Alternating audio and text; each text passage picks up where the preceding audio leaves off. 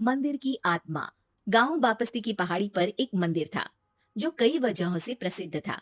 बापस्ती के परिवारों में आपसी सौहार्द बना हुआ था।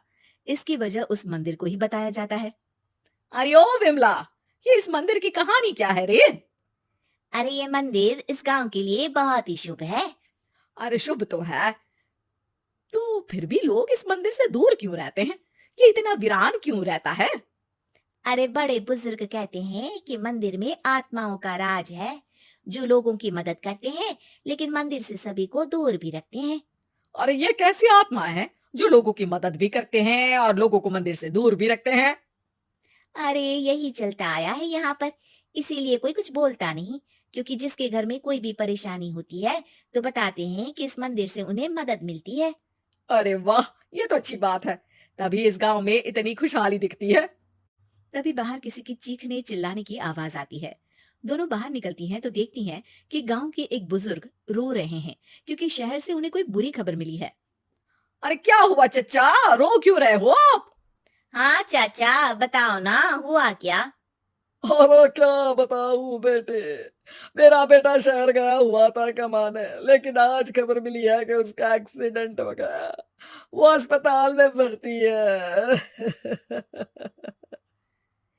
अरे तो इसमें परेशान होने की क्या बात है चाचा, जाओ शहर और बेटे का इलाज करवाओ। हाँ चाचा, विमला सही कह रही है। आप शहर जाओ और इलाज करवाओ। अरे कैसे इलाज करवाऊं, अभी पैसे नहीं है और शहर के अस्पतालों में इलाज का खर्चा लाखों में आता है। अरे चाचा, भगवान पर भरोसा रखो, कहीं ना कहीं से मदद जरूर मिल जाएगी। बस आज का दिन कैसे भी काट लो। अरे अब तो बेटा थोड़ा समय काटना भी मुश्किल होता जा रहा है।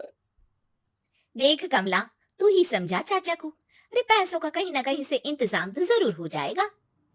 अरे चचा, जब विमला कह रही है तो थोड़ा उस पर भी भरोसा रखो। चलो आपको घर छोड़कर आ जाती हूँ। उसके बाद कमला उन बुजुर्ग को लेकर चली जाती है और विमला मंदिर की ओर चली जाती है। विमला मंदिर की सीढ़ियों पर चढ़ते हुए दूर से नजर आती है। उसके बाद वो आंखों से ओझल हो जाती है। उसी रात उस बुजुर्ग के घर के बाहर एक थैला रखा हुआ मिला। बुजुर्ग उस थैले को देखते ही चौंक पड़ा क्योंकि उसमें 5 लाख रुपए रखे हुए थे। वो बुजुर्ग सुबह दौड़ा दौड़ा गांव के दूसरे बुजुर्गों के पास गया।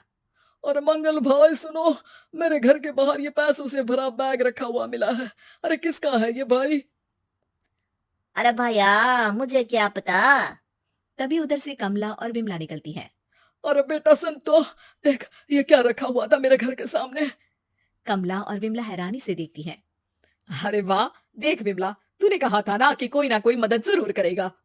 अरे भगवान सबकी मदद करते हैं, ये पैसों की मदद भी भगवान ने ही भेजी है। और क्या। अब चचा सोच क्या रहे हो, शहर जाओ और बेटे का इलाज करवाओ। ठीक है बेटियों, जो तुम कहो। चलो निकलता हूँ शहर बेटे का इलाज करवाने के लिए। अरे विमला, एक बात तो बता, ये इन्हें मिले तो कैसे मिले पैसे? अरे मैं ना कहती थी कि ये मंदिर सबकी मुसीबतों में मदद भेजता है। अरे वाकई बड़ी पुण्य आत्मा है मंदिर में। सो तो है, लेकिन उनके बारे में लोगों को कम ही पता है। अच्छा, और तुम्हें क्या पता है? अ, जितना पता था वो तो बता दिया। ना रे ना, मैं नहीं मानती। तू कुछ तो छिपा रही है। अरे कुछ ना छिपा रही, जो पता था वो बता दिया। मंदिर से लोगों को मदद मिलती है, बस इतना ही पता है। ठीक है बाबा, अब नहीं पूछूंगी। इसके बाद उसी रात कमला चुपचाप अपने कमरे से निकलती है और मंदिर की ओर चल पड़ती है। कमला धीरे धीरे मंदिर के दरवाजे पर पहुंचती है। अंदर से हल्की हल्की रोशनी आ रही थी। इसके बाद जो वो देखती है वो हैरान रह जाती है। कमला इसके बाद तेजी से वापस लौट आती है।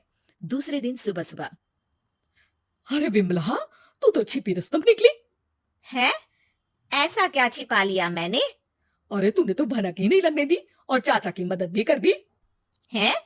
ये क्या कह रही हो? ऐसा कैसे कह सकती हो तुम? मैंने कोई मदद वदद नहीं की। अरे सब पता है मुझे, कल रात मैं गई थी मंदिर। तो क्या देखा?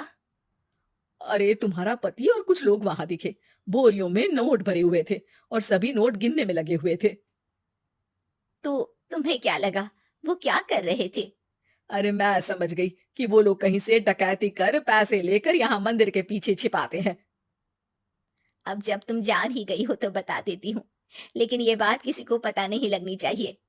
मेरे पति डकैती नहीं डालते हैं, बस उन लोगों से पैसे छीनते हैं जिन्होंने गलत तरीके से पैसे बनाए हैं। और फिर लोगों की मदद करते हैं। यही है वो पुण्य आत्माएं जो लोगों को मदद पहुंचाती है। अब समझी? हाँ, अब समझी उन पुण्य आत्माओं का चक्कर। सही है। करते रहो मदद, लेकिन सावधानी से, मेरी तरह कोई और ना पहुंच जाए।